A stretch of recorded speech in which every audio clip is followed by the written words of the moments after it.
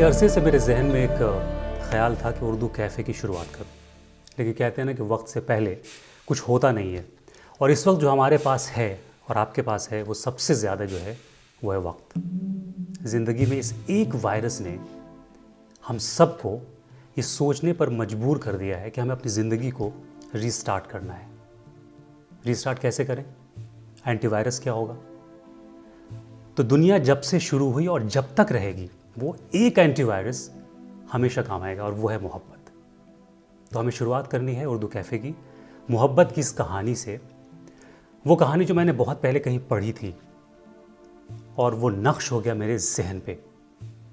वो किस्सा, वो वाक़या, वो कहानी आज भी मेरे जहन पे नक्श है। फ़र्क सिर्फ इतना है कि ज़िंदगी ने वो फुर्सत नहीं दी, वो वक्त नहीं दिया कि उसको अपनी ज़िंदगी में अमल कर सकूं। तो वो कहानी मैं आज आपसे शेयर करना चाहता हूँ, क्योंकि आज हम सब के पास वक्त है वापस पीछे देखने का, अपनी गलतियों को सुधारने का और नया कुछ करने का। तो मोहब्बत की ये कहानी जहाँ पढ़ी थी मैंने, आपको भी सुनाता हूँ, आपसे भी शेयर करता हूँ। कहानी कुछ इस तरह थी कि एक आप सूफ़ी कह लीजिए, संत कह लीजिए, सेंट कह लीजिए, जो भी कह लीजिए, वो कहीं अपने शागिर्दों के साथ, अपने मुरीदों के साथ जा रहे थे। उन्होंने देखा कि दो शख्स आपस में खड़े हुए हैं और बहुत ज़ोर ज़ोर से लड़ रहे हैं। कुछ देर तक सूफ़ी साहब ने उन दोनों को देखा और देखने के बाद अपने शागिर्दों से मुखातिब हुए और कहा कि ये बताओ कि जब ये दो लोग इतने करीब खड़े हुए हैं कि अगर सरगोशी भी करें तो एक दूसरे तक अपनी आवाज़ पहुंचा सकते हैं, तो फिर ये इतनी ज़ोर से क्यों चीख रहे हैं? तो शागिर्दों ने अपनी अपनी फ़हम के मुताबिक, अपनी अक्ल के मुताबिक, अपनी समझ के मुताबिक जवाब दिया। किसी ने कहा कि दरअसल ये एक दूसरे पर अपनी फ़ौक़ियत साबित करना चाहते हैं, अपनी बर्तरी साबित करना चाहते हैं। किसी ने कहा कि वो चीख कर सामने वाले को दबा देना चाहते हैं। किसी ने कहा कि वो अपनी ताकत का मुज़ाहिरा करना चाहते हैं। बहरहाल ये उनके शागिर्दों की फ़हम थी, लेकिन इनमें से कोई भी जवाब सूफ़ी साहब को मुतमईन नहीं कर पाया। तो उन्होंने कहा कि देखो, दो इंसान का जो रिश्ता होता है, जो राब्ता होता है, वो दिलों से होता है। मतलब दो इंसान के दिलों के बीच जो रिश्ता है, दरअसल उन दोनों के दरमियान का वो रिश्ता वही होता है। और एक दिल से दूसरे दिल तक अपनी बात पहुंचाने का एक तरीका होता है। लेकिन जब आप लड़ते हैं तो लड़ाई के वक्त आप दोनों के दिलों के दरमियान फासला बढ़ जाता है, और फासला जितना बढ़ता है आप उतना ज़्यादा चीखते हैं, आप उतना ज़्यादा चिल्लाते हैं, क्योंकि एक दिल से दूसरे दिल तक अपनी आवाज़ पहुंचाने के लिए ताकत का इस्तेमाल होता है, क्योंकि फासले बढ़ जाते हैं।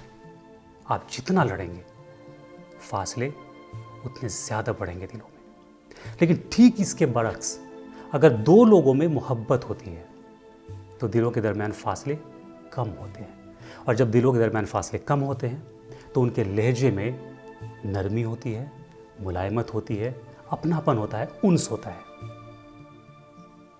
मोहब्बत जब और बढ़ती है, मतलब दिलों के दरमियान फासले और कम होते हैं, तो लहजे की जो ये नरमी और मुलायमत होती है वो सरगोशी में बदल जाती है। अक्सर दो मोहब्बत करने वाले लोग सरगोशी में बातें करते हैं। फिर मोहब्बत और बढ़ती है, और जब मोहब्बत और बढ़ती है तो फासले दिलों के दरमियान और कम होते हैं। अब ये जो सरगोशी है, अब जो लहजे की नरमी है, वो इशारों में, किनारों में तब्दील हो जाती है। मतलब वो लोग इशारों में बातें करते हैं, और फिर मोहब्बत में वो आला तरीन मुकाम आता है, जिसे हम कहते हैं ना कि दो जान एक कल्ब, दो जिस्म एक जान, दो जिस्म और एक धड़कन। वो मोहब्बत का सबसे आला मकाम होता है, और ये वो मकाम है जब दो दिलों के दरमियान फासले बिल्कुल ख़त्म हो जाते हैं। और जब दिलों के दरमियान फासले बिल्कुल ख़त्म हो जाएं तो आपके लहजे की नरमी, आपकी सरगोशी, आपके इशारे किनारे, किसी भी चीज़ की ज़रूरत नहीं होती है, बल्कि एक दिल दूसरे दिल की बात बिना कहे, बिना समझे सुन लेता है और समझ लेता है। तो ये है दो दिलों के दरमियान फासले और मोहब्बत का रिश्ता। लेकिन जब आप लड़ते हैं तो आपके दिलों के दरमियान फासले बढ़ते हैं। अब जितना लड़ेंगे फासले उतने ही ज़्यादा बढ़ते जाएंगे। और आज हमारी आपकी ज़िंदगी में अगर देखें तो मोहब्बत की कमी है। दिलों के दरमियान फासले दिन ब दिन बढ़ते जा रहे हैं। तो आज ज़रूरत है कि हम अपनी ज़िंदगी को रीस्टार्ट करें, जो ऊपर वाले ने मौका दिया है। जब हम अपने कंप्यूटर पे होते हैं, हम अपने मोबाइल में होते हैं, बिज़ी होते हैं, फिर क्या होता है कि हमारा कंप्यूटर स्लो हो जाता है, फाइल्स खुलती नहीं हैं। तो हम क्या करते हैं कि अपने कंप्यूटर को रीस्टार्ट करते हैं। उनमें जो टेम्परेरी फाइल्स होती हैं जो गैर ज़रूरी हैं, हम उसे डिलीट करते हैं। वो बहुत सारी ऐसी गैर ज़रूरी चीज़ें हैं हमारी ज़िंदगी में, उसे डिलीट करने की ज़रूरत है, उन फाइल्स को डिलीट करने की ज़रूरत है। और जो बैकअप है, जो आपके ज़िंदगी का जो असासा है, उसे बैकअप की ज़रूरत है। अपने घर वालों के साथ शेयर करें, उसे मुंतकिल करें, दोस्तों के साथ, अपने कलीग्स के साथ, तो ज़िंदगी रीस्टार्ट होगी, स्पीड अप होगी। क्योंकि देखिए, हम में और जानवर में क्या फ़र्क होता है? हमारे भी इमोशंस होते हैं, जानवर की भी इमोशंस होते हैं। हम भी सोचते हैं, जानवर भी सोचते हैं। हम भी खाते हैं, पीते हैं, वो भी खाते पीते हैं, हंसते हैं, मुस्कुराते हैं। सब कुछ हमारे और जानवर के दरमियान एक जैसा होता है। वो हमसे थोड़े ज़्यादा वफ़ादार होते हैं, हम थोड़े कम होते हैं। लेकिन एक फ़र्क जो इंसान और जानवरों के दरमियान होता है, वो सबसे बड़ा फ़र्क है। अब वो ये कि हम इंसान अपनी ज़िंदगी की यादों को अपनी आने वाली नस्लों में मुंतकिल कर पाते हैं। तो हमारी ज़िंदगी का जो हमारा असासा है, जो मीरास है, जो लेगेसी है, वो हम अपनी आने वाली जनरेशन्स को, नस्ल को हम मुंतकिल करते हैं।